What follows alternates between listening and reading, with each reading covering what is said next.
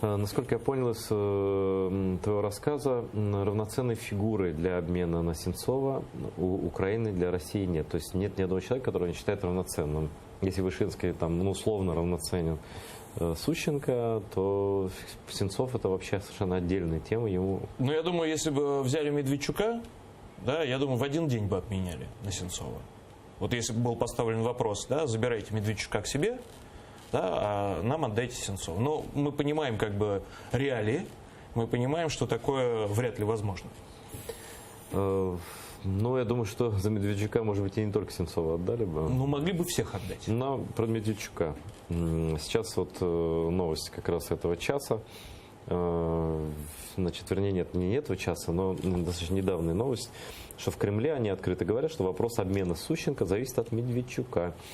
Это говорит господин Песков, отвечая на вопрос, может ли состояться обмен Сущенко, осужденным Кремлем россиян. Медведчук достаточно активно продолжает заниматься вопросом обмена.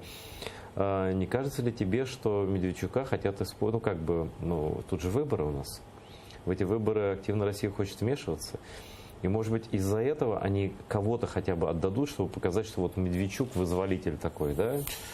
Я вполне допускаю, что это может быть так, потому что Медведчук еще с момента освобождения Надежды Савченко и обмена ее на двух российских военнослужащих, Александрова и Ерофеева, подается Кремлем как такая фигура гуманитарного характера, что это человек, который может решать вопросы. Отец Тереза. Такой, да. Человек, который может решать вопросы, связанные с обменом. Хотя мы понимаем, что Медведчук это просто эмиссар Кремля в украинском политикуме.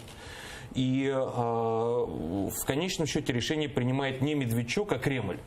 Да, Медведчук лишь является приводным ремнем от этого устройства.